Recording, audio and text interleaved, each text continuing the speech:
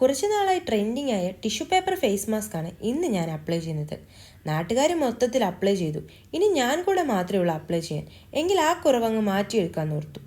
ഒരു ബൗളിൽ 1/4 ടീസ്പൂൺ മഞ്ഞൾപ്പൊടിയും 1/2 സ്പൂൺ ബ്രൂവും പിന്നെ കുറച്ച് എഗ് വൈറ്റുമാണ് എടുക്കുന്നത്. ആദ്യമായി എഗ് വൈറ്റ് എടുക്കാൻ ശ്രമിക്കുന്ന ഞാൻ 8 നിലയിൽ പൊട്ടിപ്പോയി.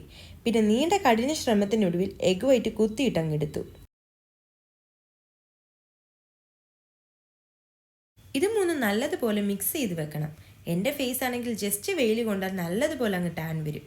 അതുകൊണ്ട് വീക്ക്ലി ബ്രൂ കൊണ്ട് എന്തെങ്കിലും അപ്ലൈ ചെയ്യും ഞാൻ. ഈ മിക്സ് ചെയ്ത് വെച്ച ഫേസ് പാക്ക് ഫേസിലും ഞെക്കിലും അപ്ലൈ ചെയ്യണം. വീഡിയോ എടുക്കാനായി തസ്നിയുടെ കയ്യിൽ നിന്ന് കടം വാങ്ങിയ ഡ്രസ്സാണ്.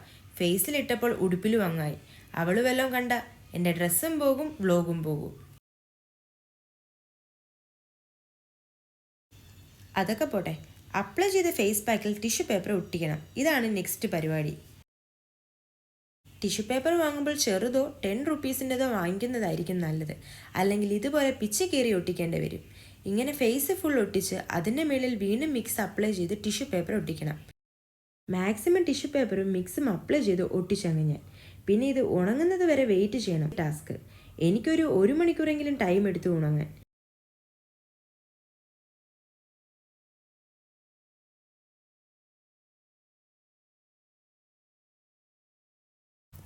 നീണ്ട 1 മണിക്കൂറിനൊടുവിൽ ഉണങ്ങിയ പാക്ക് പറിക്കാനും മേക്കപ്പ് ഇട്ട് ഒരുങ്ങി എവിടെയോ പോകാനിരുന്നവള് ക്യാമറയ്ക്ക് മുന്നിൽ പോസ് ചെയ്യാനും വന്നു. ഇവളുടെ ഇരിപ്പ് കണ്ടാലറിയാം ഉദ്ദേശം വേറെ എന്തോ ആണെന്ന്. കുറേ വീഡിയോസ് കണ്ടിട്ടാണ് ഈ വൈറൽ ഫേസ് പാക്ക് ഞാൻ അപ്ലൈ ചെയ്തത്. വലിയ മാറ്റമൊന്നും കാണില്ലെന്ന് കരുതി ഫേസ് വാഷ് ചെയ്ത് വീഡിയോ നോക്കിയപ്പോൾ ശരിക്കും ഞെട്ടിപ്പോയി. വെയിലത്ത് പോയി പെട്ടെന്ന് ടാൻ വരുന്നവർക്ക് നല്ലതുപോലെ ഈ ഫേസ് പാക്ക് യൂസ് ആകും. അപ്പോൾ ഇത്രേ ഉള്ളൂ. ബൈ.